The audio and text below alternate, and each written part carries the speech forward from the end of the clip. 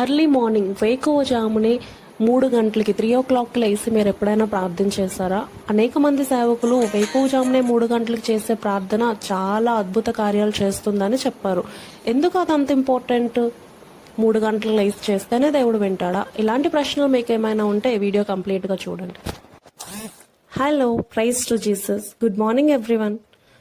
Mark సువార్త 1:35 ఆయన పెందలకడనే లేచి ఇంకనూ చాలా చీకటి ఉండగానే బయలుదేరి అరణ్య ప్రదేశంనకు వెళ్లి అక్కడ ప్రార్థన చేయుచుండెను.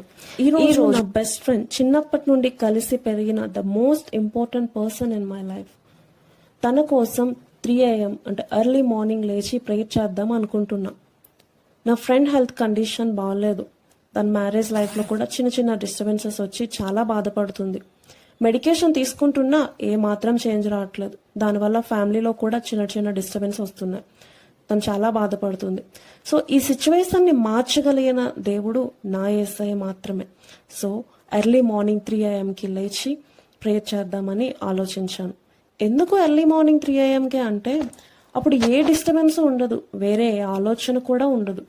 ఏక దృష్టితో, పట్టుదలతో, విశ్వాసంతో ప్రార్థన చేయగలం. ఇది నా అనుభవం. మీరు కూడా మీ లైఫ్లో ఆర్ మీరు ఎక్కువగా ప్రేమించే వారి లైఫ్లో ఇలాంటి ఇంపాసిబుల్ సిచ్యువేషన్స్ ఉంటే ఎర్లీ మార్నింగ్ 3 o'clockకి లేచి ప్రార్థించండి, దేవుణ్ణి ఆరాధించండి. దేవుడు తప్పకుండా మీతో మాట్లాడతారు. ఏ సిచ్యువేషన్ అయినా మారుస్తారు. నేను ఉదయాన్నే లేచి ప్రార్థన చేసి ఆరాధించి వాక్యం చదువుతూ ఉంటే నా ఫ్రెండ్ కోసం ప్రార్థన చేసినందుకు దేవుడు నాకు వెంటనే ఈ వాక్యం ద్వారా జవాబిచ్చారు.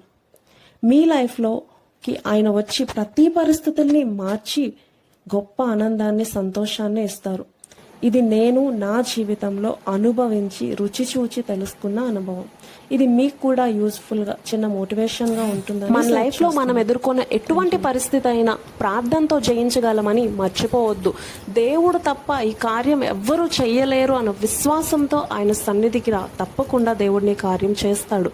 ప్రార్థనలో గొప్ప శక్తి ఉందని నీకన్నా సాతానికి బాగా తెలుసు. అందుకనే నిన్ను ప్రార్థన చేయకుండా ఆటంకపరుస్తూ ఉంటాడు. అయితే పోరాడో, బలవంతంగానో ఫైట్ చేసో, మొత్తానికి నీ ప్రార్థన సమయానికి నువ్వు మోకాలేసి ప్రార్థన చేయి. తప్పకుండా దేవుడు కార్యం చేస్తాడు.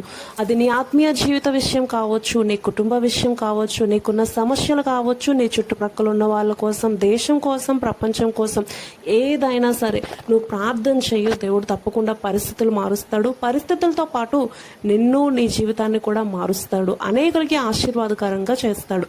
3 AM ప్రేయర్ ఎంత ఇంపార్టెంటో నువ్వు కూడా అనుభవపూర్వకంగా రుచి చూసి తెలుసుకోవాలని నా ఆశ. Thank you.